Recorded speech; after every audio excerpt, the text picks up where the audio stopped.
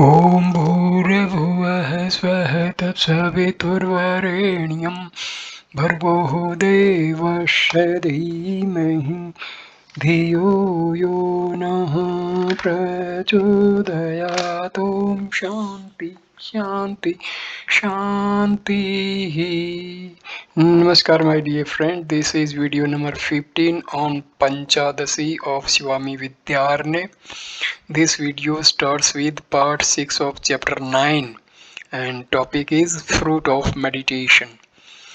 The fruit of the meditation on the attributeless is thus declared in the Tapaniya Upanishad. That man who desires Upaska becomes desireless. He desires the self and gets his desires fulfilled. His vital airs do not depart, they get dissolved here in his own body. Being Brahma, he attains Brahma.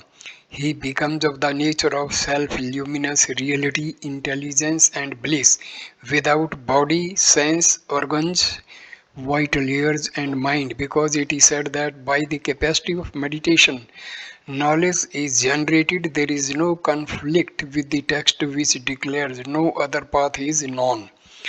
The Tapanya clearly sets forth that release is the final fruit of meditation on the attributeless Brahma, while the Prashna Upanishad maintains that the attainment of Brahmaloka is the fruit of Sagnopashna.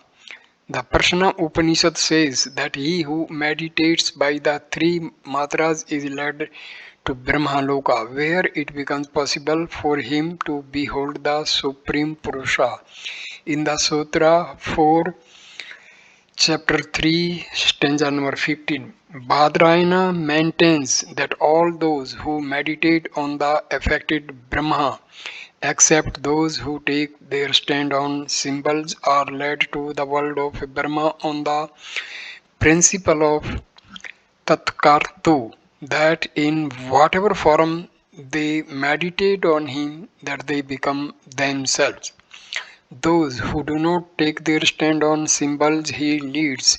Thus Badrayana opines there being no fault in the twofold relation resulting from this opinion, and the meditation on that is Brahma, is the reason of this twofold relation.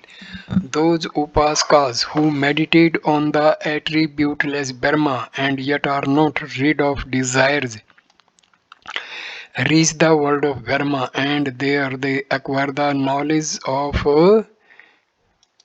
the true and are released at the end of world Aeon. Meditation on the Parnava is mostly of the Nirguna type, but in some places there is the mention of the meditation on the Parnava of the Saguna type. Omkara is described by says Piplada to be of two forms, higher and lower. Omkara in its higher aspect signifies the Supreme Brahma, and in its lower aspect it stands for the affected Brahma. In the Katha Upanishad, Yama makes a similar distinction to Nachiketas between the higher Brahma and the lower Brahma. Meditation on the higher Brahma is superior to the other kind of meditation. He who meditates on the Parnava, that signifies the supreme attributeless Brahma, attains Brahma intuition either in this life or at the end of his life or in the world of Brahma. That those who are not capable of achieving true knowledge through inquiry are eligible for meditation on the attributeless Brahma is declared in the Atam Gita. He who is incapable of intuiting Brahma, let him meditate as one free from doubts. In good time he will be firmly established in experience and will attain without fail the fruit of release. Just as there is no other means to obtain a treasure hidden in the heart of Mother Earth except digging, there is no other method except meditation on one's own self to gain the final goal. The Atam Gita explains the analogy thus.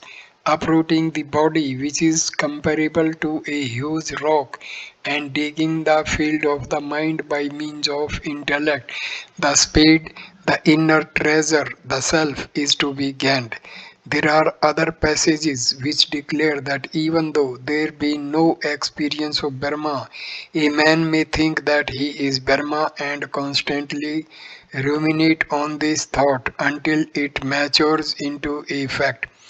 The seen fruit of meditation is that day by day the Upasaka discards the cognition of things which are other than the self, and this must be a sufficient reason why the method of meditation is of supreme value to those who are incapable of inquiry.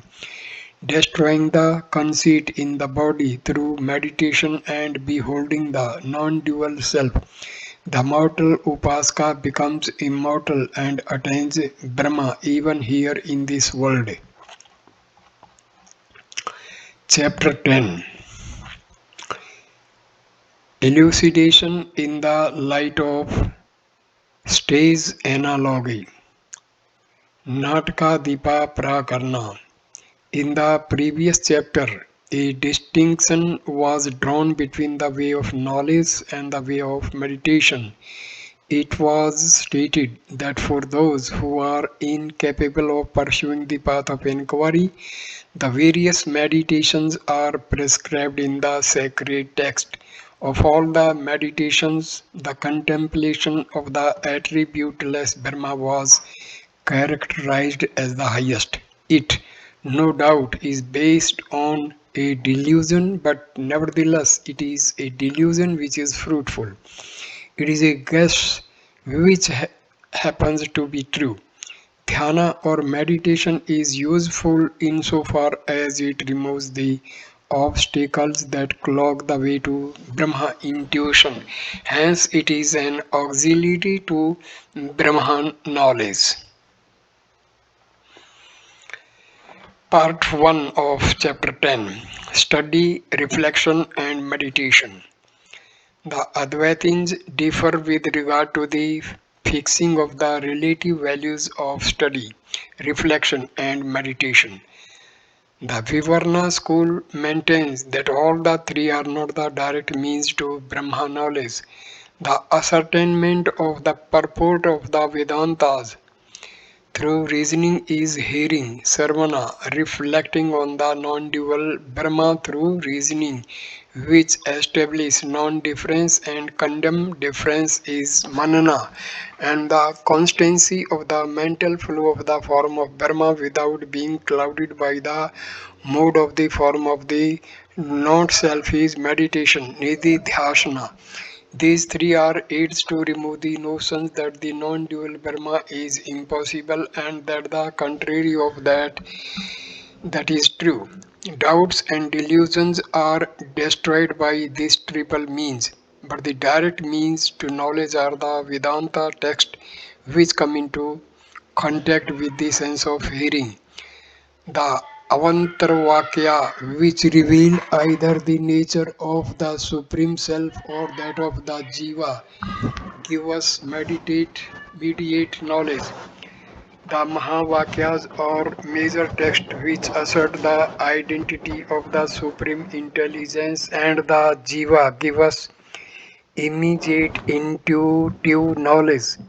The contention that verbal testimony can yield only meditate knowledge is met in this manner. The knowledge through verbal testimony of an object which is remote is always mediate, but of an object which is proximate, verbal testimony gives both mediate and immediate knowledge.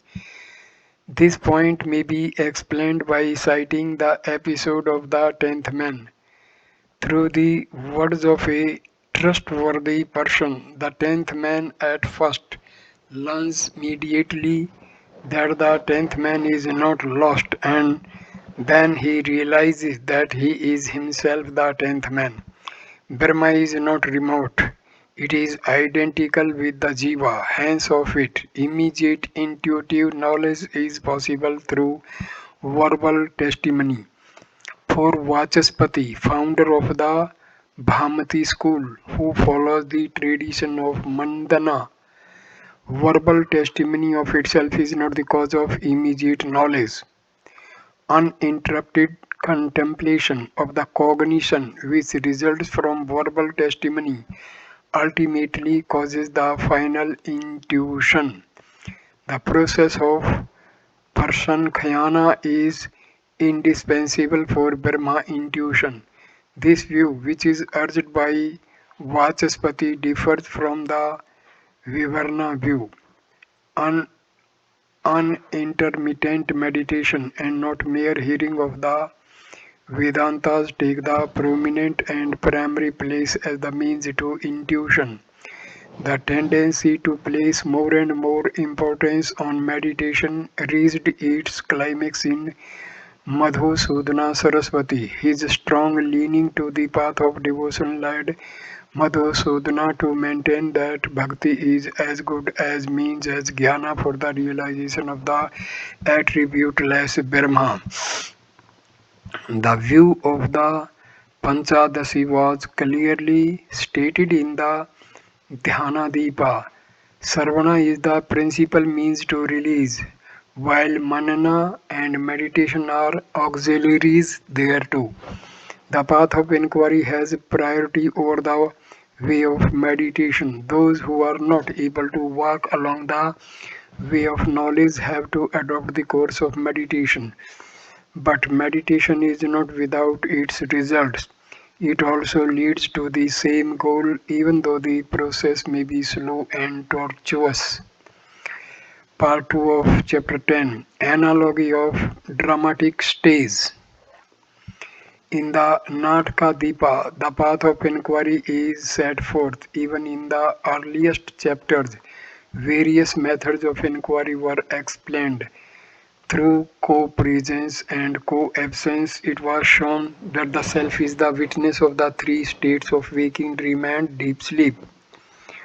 Through a searching analysis of the elements and the elementals, it was demonstrated that Brahma is different from them and that the elements and their products are mere illusory superimpositions.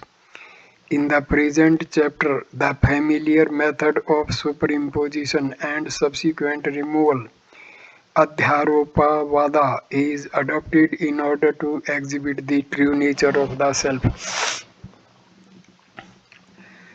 The process of superimposition is first set forth.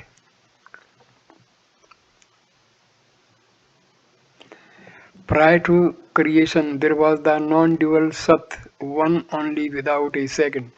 Then itself became the world through its Maya and in the form of the Jiva entered the world. This is the story of the creation. Maya is at the root of the manifestation of the world. Inquiry leads to the destruction of Maya, and when Maya is thus dispelled, the true nature of the self is realized. What is called bondage is nothing but mistaking the non-dual self to be one among many reals, and release is freedom from this wrong notion. Non-discrimination is the cause of bondage. Inquiry is the way to its removal. The nature of the jiva must first be discriminated from the nature of the immutable witness.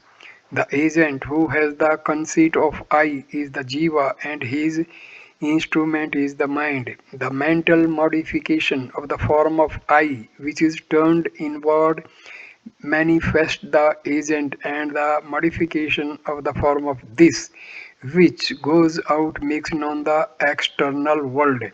Thus, the agent, through the channel of the mental mode, perceives, acts, and enjoys. The agent, the act, and the objects are at the same time illumined by the witness intelligence, which is like a lamp set on a dramatic stage. The lamp gives light to the manager of the drama, to the actors, and to the audience without any distinctions. And it shines even if the theatre be emptied of all persons. Similarly, the witness manifests equity, the intellect and the objects, and continues to shine even when they are non-existent. It cannot be said that the intellect is enough to illumine the objects, for it shines by borrowed light. It is the self-luminous, immutable intelligence that is the giver of all light. The sense of equity may be compared to the proprietor of the drama, the object to the audience, and the intellect to the dance use, and the various sense organs are auxiliaries or accompaniments which aid the actors. All these are without any distinction illumined by the witness, just as the lamp on the dramatic stage illumines without moving and without being affected by the movements of the actors and the audience. Even so, the witness, which is permanent and immutable, manifests all things both within and without. The distinction between inner and outer, which is dependent on the body, has no reference to the witness. Those objects which are external to the body are called the outer, and those that are within the inner, the impermanence and the vacillation natural to the intellect, are superimposed on the witness intelligence. The witness neither goes in nor goes out. It appears as if it acts on account of its association with the intellect. It knows no inner and no outer, which are distinctions created by the intellect. Even to say that the self is omnipresent and all pervasive is to superimpose on it the category of space. In itself, the witness is beyond the reach of speech and mind. If, then, it be asked how it can be known, we reply, the self is not an object of apprehension. When all cognitions get dissolved, it alone remains because it is self-luminous. It is not dependent on means of valid knowledge. The central idea which is expressed in the Nataka Deepa is that the witness is the true self and that the Jivahood is an imposed form. The world is like a stage illumined by the witness intelligence. When, through inquiry, all superimpositions are removed, the self is recognized to be the only reality. All that which is